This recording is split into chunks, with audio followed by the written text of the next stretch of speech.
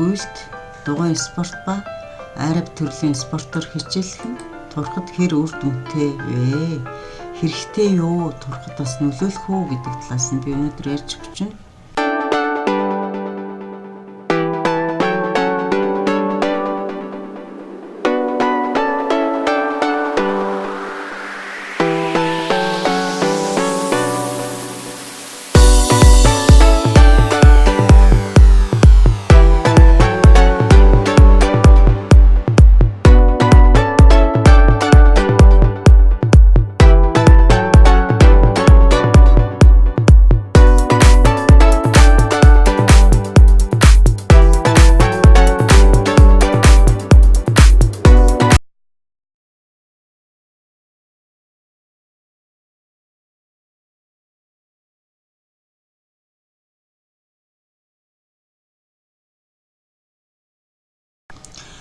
Турхад гүйх хэрэгтэй юу?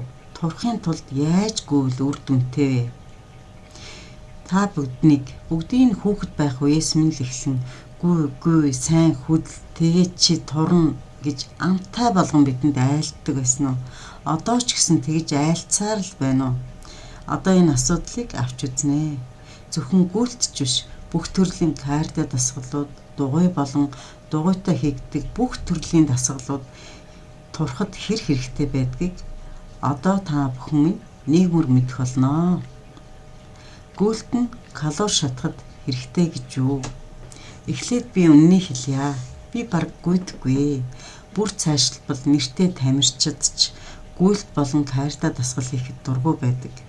Гэхдээ миний гойлог оршихуйн нууц төсөл нь олон жирийн хэвийн жиндээ хүсхийг хүссэн хүмүүс зориулагдсан болохоос биш, тамирчдад зориулагдаагүй болохоор дараагаар нь та бүхэндээ сайн тайлбарлаж өгье.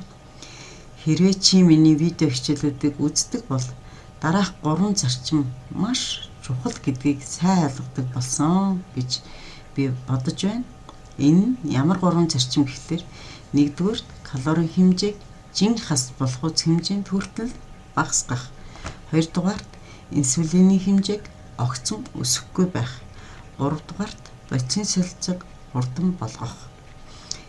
За энэ тухай мдээгүй бол зөв хооллолт 1, зөв хооллолт 2 хичээлүүдийг та бүхэн үзээрэй. Калорийн хэмжээг багасгах гэдэг нь өөрийнхөө хэрэглэх ёстой калорийн хэмжээнээс арай бага буюу 10-аас 15% бага калоритой хоолхонс хэрэглэн гэсэн үг юм аа. Харин 2 дахь турах арга бол биеийнхээ ачааллыг нь ихсгэж болох нь. Ингээд бодглохлоор эсвэл идэх хоолныхоо калорийг 10-аас 15% багасгаж зөв хооллох эсвэл гүйж ачааллаа нэмэгдүүлж болно гэсэн үг л дээ. Гэхдээ 100 кг жинтэй гүйсэн дээр үү эсвэл 70 кг жинтэй гүйсэн дээр үү гэдэг нь бас л сонин сонголт. Энэ бол чиний сонголт. Хамгийн гол нь ихэнх жингээ хасах гэж байгаа хүмүүс гүйлт болон дасгал хөдөлгөөнийг өөх шатаах буюу калори шатаах хэрэгсэл гэж хараад байгаа явдал юм л да. Өдөрт нэг ширхэг сникерс идэхэд төвчээд 500-аас 1000 ккал хасах уу? Эсвэл 40 минут унд тусдаа гүйлтийн зам дээр гүгээд 500-аас 1000 ккал хасах уу гэдэгт их учир байгаа юм л да. Өөрөөр хэлэх юм бол 40 минут гүйнэ гэдэг нь 6.6 км ба ойролцоогоор энэ пульсын мөн өөх шатах төвшөнд барьж байх ёстой юм аа. Ийм учраас энэ хоёр сонголтын алийг сонгох вэ гэдэг нь тухай хувь хүний шийдэх ёстой асуудал байдаг. Сникерсээ идээдээ өдөрт болгон 40 минут хөлсөө гартахгүй гэдэг сонголт. Гэхдээ иймэрхүү маягийн дасгалуудыг хийхэд чиний зүрх маш их ачаалал авдаг. Мөн сэтгэл зүйн хувьд төвчээр хэрэгтэй байдаг. За хэрвээ зүрхний чинь чадал дийлнэ. Миний сэтгэлийн тэнхээ хүрнэ. Надад цаг зав байгаа гэж ойлгож байгаа л давай сникерсээд тэгээд гүүгээд байл та. Харин зөв хооллолт бол өөр шүү. Чамаас ямар нэгэн онцгой сэтгэлийн төвчээр, сэтгэлийн тэнхээ цаг зав шаардахгүй гэдгийг та бүхэн ойлгоорой. Гүйлт болон кардио ачааллын тухай яг ямар зарчим энд үйлчлдэг тухай одоо тайлбарлаж өгье. Гүйлт ба жин хаялт. Шинжлэх ухааны үүднээс тайлбарлал. Шинжлэх ухааны үүднээс тайлбарлана гэхлээр та бүхэн минь шинжлэх ухааны нэр томьёо яригдана. Би ойлгохгүй гэж битгий аяараа. Ягаад гэвэл би хамгийн энгийн үгээр, хамгийн ойлгомжтой үгээр та бүхэнтэй тайлбарлахыг хичээж байгаа шүү. Бидний булчин юугаар ажилдаг вэ? Мэдээж хэрэг энерги буюу шатахуун хэрэгэлдэг. Булчингийн хэрэгэлдэг шатахуун түлш нь АТП буюу аденосин трифосфорын хүчил юм аа. Би АТП-ийн тухай өөрийнхөө хичээлүүд дээр ярьсан байгаа. Та бүхэн бас сонирхож үзээрэй миний АТП-ийн тухай хэлсэн хичээлүүдийг. Би цаашдаа үүнийг АТП гэж нэрлэх болно. АТП-ийн нөөц нь хүний организмд хүнийхээ бие тухайн хүнийхээ байдлаас шалтгаалаад 1-3 секундэд хүрэлцэх хэмжээний байдаг. Цаашид организм түүнийг янзан бүрийн байдлаар бүтээж бий болгодог. Түүнийг нэлээд хэдэн замаар бүтээж бий болгодог тухай би түрүүчийн хичээлд ярьсан. Бидний яг одоо сонирхож байгаа зам бол араб хөдөлгөөний замаар буюу гуйлт, дугуй, спиннинг, степер, арабик, бүжиг, ширээний тенс, хөл бөмбөг, кардо дасгалуудын тухай одоо би ярих гэж байна. Нэрнээс нь л тодорхой байна. АТП-г гаргаж авахын тулд хүчил төрөгч нэмэх нь бидний биеэс гликоген, глюкоз, өөх, эдгээрийг авна. Эдгээрийг харин хаанаас авах вэ? Бидний булчингаас ч юм авч АТП буюу шатахууныг бий болгох нь. Хоол гэдэг нь бол ерөнхий нэр томьёо байдаг. Хоолыг янзан бүрээр хийж болдогтой адил хоолны гол орцыг мах гэвэл энэ нь хүчил төрөгч болог. Ус нь глюкоген болог. Ногоо буюу хачир нь глюкоз болог. Булчин болог. За энэ дээр нэмээд одоо өөх нь будаач юм уу гэх мэтчлэн ойлгож болох нь байна л да. Араб дасгалын үед хамгийн түрүүнд хүчил төрөгчийг булчинд байдаг. Ягаад гэвэл дасгал хөдөлгөөн хийх үед булчин ихээр ачаалагддаг учраас булчинд байдаг глюкогенийг авч хэрэглэснээр чи хөлөрч эхэлдэг. Өөрөөр хэлэх юм бол хүчил төрөгч нэмэх нь булчинд байгаа глюкоген, нэмэх нь хөлрөлт буюу ус, тэнцүү АТП буюу түлш маань үүсгэнэ штэ. Бие организм АТП буюу шатахуунаа гаргаж авсан уу? Авчихсан. Чамайг дасгал хөдөлгөөнөө хийхэд хангалттай энерги буюу шатахуун олсон уу? Олсон. Харин өөхийг чинь ашиглав уу? Үгүй, ашигласангүй.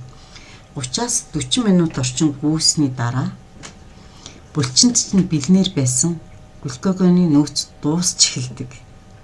Энэ үеийг 2 дахь амьсгалын үе, өөрөөр хэлбэл 2 дахь цонх нээгдэнэ гэж хэлдэг. Энэ үед л гайхамшиг эхэлдэг. Хүчил төрөгч нэмэх нь ус, хөлрөлт нэмэх нь өөх, тэнцүү АТП.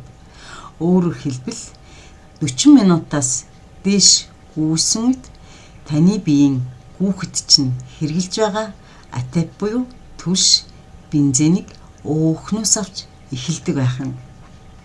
Таныг амьд байлгахын тулд буюу амьдруулахын тулд машинаар бол машиныг бид хөдлөхийн тулд шатахуун хэрэглэдгийн адил бие организм АТП бий болгож бүтээх л хэрэгтэй. Үүнийг яг одоо юугаар бүтээж байна гэж мэдээж өөх хурчин. Өөх шатах барьцаас 2 дахь цонх нэгснээр л эхэлдэг юм шүү. Гүйлт болон араб төрлийн дасгалыг хэрэглэж турыг гэвэл дээрх тайлбарлалтаас үндэслэн дараах дүрмүүд урган гарч байна. 1-дүгээрт турхад гүйлтийг ашиглана гэж үзэж байгаа бол хүчил төрөгч ихтэй газар буюу цэцэрлэгт хүрээлэн цэвэр агаар сайтай сайн агаарын солилцоотой газрыг сонгохыг зөвлөж байна. Агаарын солилцоо муутай бөхчөн давчуу газар гүргээд нэмэр муутай байх нэ. Хоёрдугаарт глюкогены нөөц дууссан үед л өөх шатах процесс явагддаг учраас өглөө эрт өлөн дээрээ эсвэл хүчний дасгал бэлтгэл хийсний дараа гүйвэл 10 минутын дараа 2 дахь цонхч нь нэгдэх нэ. Ийм ч учраас өглөө босонгуудаа гүүх нь сайн гэж хүмүүс ярьдаг баг. Эсвэл 30-аас 40 минут гүйчихэд 2 дахь цонхыг нэгдэхийг л хүлээх хэрэгтэй болох нэ. Эхний 40 минут хоосон гүйн гэдэг нь таны хувьд хэр тааламжтайг би хэлж мэдэхгүй. Таны л сонгох, таны өөрөө л сонгох асуудал юм аа. 3 дугаарт өөхийг шатаахын тулд мэдээж хүчтэй хөдөлж пульсийг өөх шатах бүсэд барих хэрэгтэй. Энэ нь 220-оос хасах нь чиний нас өөрчлөн 60-аас 80% пульсээ барьж байх үед юм аа. Өөрөөр хэлбэл чи 40 настай бол 220-оос хасах нь 40, тэнцүү 180, үрчхэн 1.7 буюу 126 орчим пульстэй үед чиний өөх шатлалд 2 дугаар цонх нэгдснээс хойш явагдах нэ гэдгийг та бүхэндээ хэлье. За, турахын тулд яаж гүйх ёстой бэ? Айрап дасгалаас өөр хурдан өөх шатаадаг дасгал байдаг.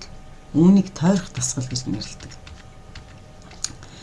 Гүйлт, хөлбөмбөг, спиннинг, степер, алхал, тенс, дугуйнах, карта дасгал бүгд адилхан. Хоёрдугаарт нь 100 цэвэр агаарт гүйх хэрэгтэй. Учир нь тэнд хүчил төрөгч их хэмжээгээр бий. Харин сайн чанарын хөнгөн, зөөлхөн, хөлөндөө эвтэйхэн пүүцтэй гүгээрэй гэж зөвлөж байна. 3 дугаарт гүйх, алхах хоёрт ямар ч ялгаа байхгүй. Хамгийн гол нь пүүсээ өөх шатах төвшөнд л барьж байх нь чухал. Энэ юу вэ гэхлээр хөнхөө хөлс чихэрч байхаар амьсгал харьцангуй өндөр байхыг хэлнэ. Гэхдээ хамгийн гол нь амьсгаад ч өгтлээ гүйвэл таны өөх шатахгүй. Яагаад гэвэл атебус хурдан өөрөө харьцангуй удаан байдаг шүү. Энэ тухай би атепийн тухай хичээлээрээ та бүхэнд тодорхой тайлбарлаж өгнө. 4 дугаарт дасгал хөдөлгөөнөө хийсний дараа тодорхой хугацаанд өөх шатах процесс явагдаж байдаг тул яаран юм идэх хэрэггүй шүү гэж зөвлөж байна. Болж игэл 2 цагийн турш битгий юм идээрэй. Яаран юм идэх юм бол инсулин өсгөн, чихэр ч юм уу, амтан ч юм уу, шоколад идсэн тохиолдолд инсулины чих хэмжээ огц мөсөд өөх шатлалтыг чинь шууд блоклоод ашчихна шүү дээ. 5 дугаарт ийм дасгал хөдөлгөөний дараа булчин гимтэж ядрах уу гэдэг асуудал тулгарч байна. Бидний өмнө мэдээж тэгнэ. Миний хэлснээр сүнөөх процесс буюу катаболизм их ачаалсны дараа заавал явагдана. Миний суурай 150 үнцээ сайн турт хичээл дээр катаболизм буюу сүнөөх процессын тухай яригдсан байгаа. Энэ тухай та бүхэн бас сонирхол уншаарай. Үзээрэй миний тэр хичээлийг.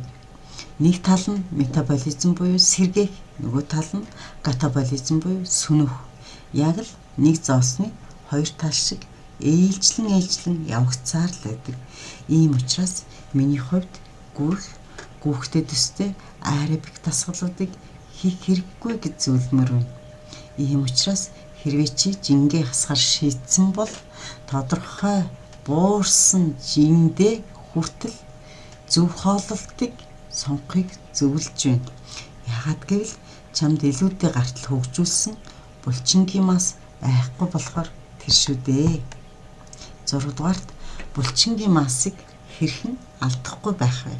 Мэдээж хэрэг зөв хооллолт дахиад зөв хооллолт гэж хэлье. Хамгийн эцэст нь дүгнэж хэлэхэд та гүүгээд дугуйнаа турж олноо. Гэхдээ энд нэг том ноо бий.